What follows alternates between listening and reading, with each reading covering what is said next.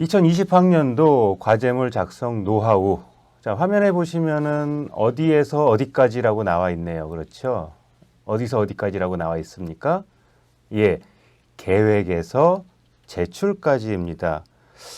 계획을 하고, 그 다음에 문제를 파악하고, 자료를 조사하고, 작성하고, 제출하는 일련의 과정들을 파트별로 자세하게 안내 드리도록 하겠습니다.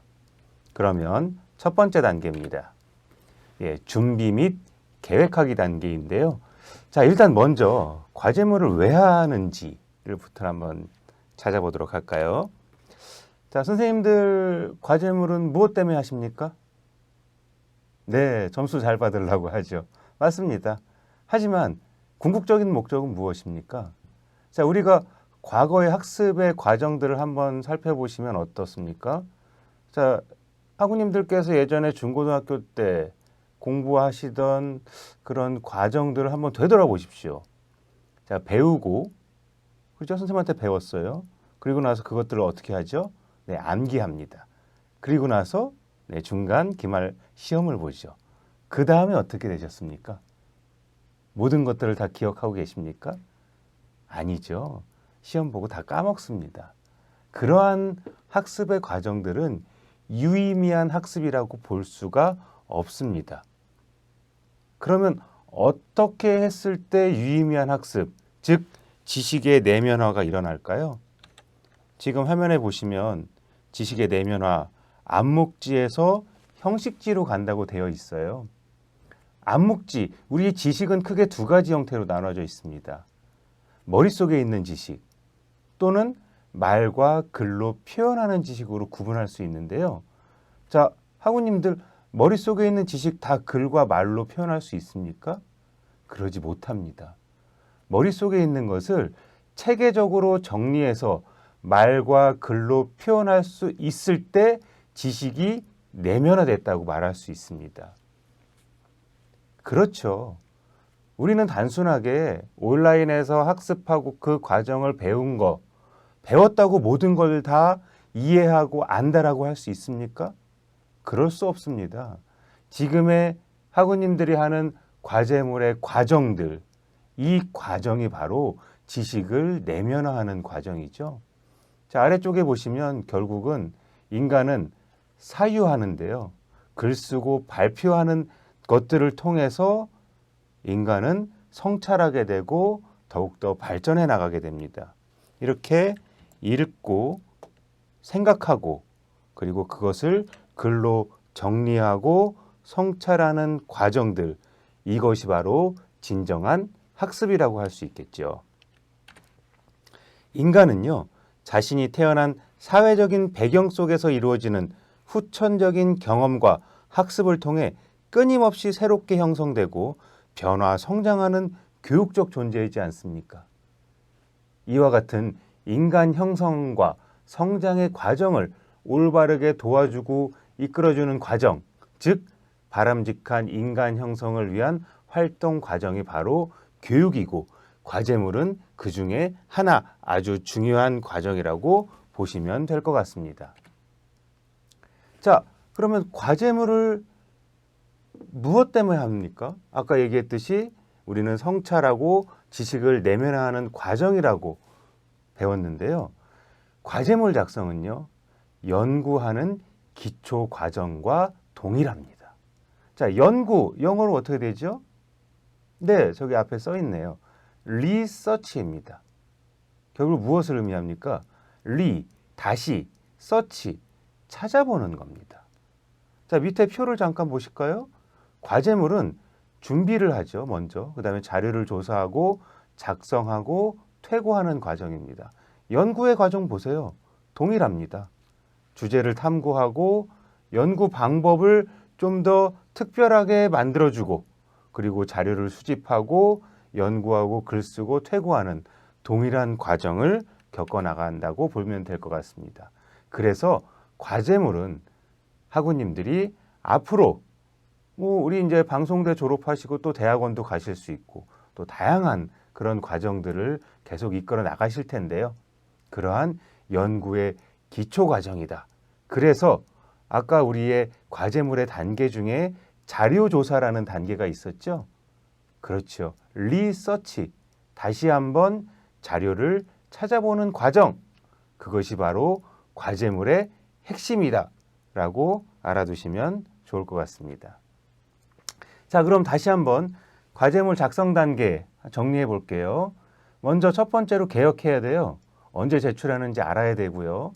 그리고 내가 지금부터 과제물 제출하는 기간까지 모든 과목들을 어떻게 분배해서 준비할 것이다 라는 이 계획 단계, 계획이 정확하게 이루어져야 결국 자료도 수집하고 작성하는 데까지 문제가 없겠죠. 두 번째 단계 뭔가요? 그렇죠. 문제 파악하기 단계입니다. 문제를 명확하게 파악해야지 어떤 내용을 쓸 수 있는지 알 수 있어요. 문제를 정확하게 이해하지 못하면 결국 다른 소리만 하는 거죠. 그래서 좋은 점수를 받지 못합니다. 그리고 문제를 파악했으면 어떤 자료를 수집해야 되는지 서치하는 과정, 명확하게 무엇을 찾아봐야 되는지를 알아야 자료를 정확하게 수집할 수 있겠죠. 그리고 자료를 수집했으면 이제는 네 번째로 작성을 합니다. 이 작성 단계는 개요를 먼저 만들고 그리고 구조화해서 서론과 본론과 결론에 따라 작성하고 퇴고하는 것까지. 그 다음 마지막 단계, 이제 다 했으면 최종적으로 점검해서 제출하는 이 5단계가 이루어지게 되겠습니다. 다시 한번 보겠습니다.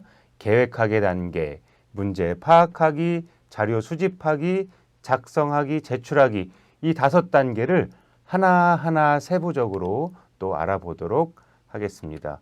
자, 그럼 먼저 과제물 계획부터 한번 볼까요? 네, 대략적인 작성 계획을 먼저 좀 세워보셔야 될 것 같은데요. 2020학년도 1학기 과제물 제출 기간 다 알고 계시죠? 언제까지인가요? 4월 23일 목요일 18시까지입니다. 1차 추가 기간도 있고 2차 추가 기간도 있네요. 보니까 25일부터 27일까지 다시 한번 제출할 수 있고 2차 추가 기간은 29일부터 5월 1일까지 추가로 제출할 수가 있습니다. 하지만 추가 기간에 제출하면 어떻게 되죠? 네, 맞습니다. 감점을 받아요. 그래서 1차 추가나 2차 추가는 어쩔 수 없을 때 활용하시는 그런 제출 기간이다 라고 알아두시고 아예 지워버리세요. 그리고 정시도 4월 23일 목요일 18시까지 제출인데요. 4월 23일 목요일 18시에 제출이다. 그러면 많은 학우님들께서 언제 제출하십니까? 네, 23일 날 꼭 제출해요. 그렇게 되면 혹시 문제가 생기거나 오류가 생길 때 문제를 해결하기가 어렵습니다. 좀 넉넉하게 하루 이틀 전에 과제물을 제출하는 것들을 권유해 드립니다.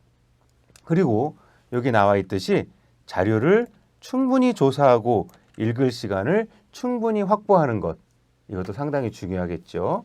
지금 학기당 과제물은 평균적으로 2~3과목인데 아마 이번 학기에는 과목 수가 조금 더 늘었을 수도 있습니다. 그러니까 지금부터 충분히 읽을 시간을 확보해 놓으셔야 되고 과제물을 언제 하겠다 이렇게 한꺼번에 4~5개의 과제물을 동시에 진행할 수는 없어요. 그러니까 먼저 중요한 것부터 내가 주제를 잡고 과목을 잡아서 이번 주는 어떤 과목, 다음 주는 어떤 과목 이렇게 해서 이제 어떤 주별로 계획을 세운다던가 하는 것들이 필요할 것 같고요. 또 과제물 중에 학우님들께서 어떤 과제물에 얼마만큼 더 노력을 들일 것인가도 고민해 보셔야 되겠죠. 그래서 내가 정말 핵심적인 과목들, 내가 정말 공부하는 전공 과목들 위주로 해서 어떤 과제물에 얼만큼 노력을 들일 것인가도 한번 고민해 보시고요. 그 다음 제일 중요한 거 밑에 보시면 어떻게 돼 있어요? 가능하면 튜터나 스터디 그룹의 학우님들과 상의하는 게 상당히 중요합니다. 왜 그러냐면요.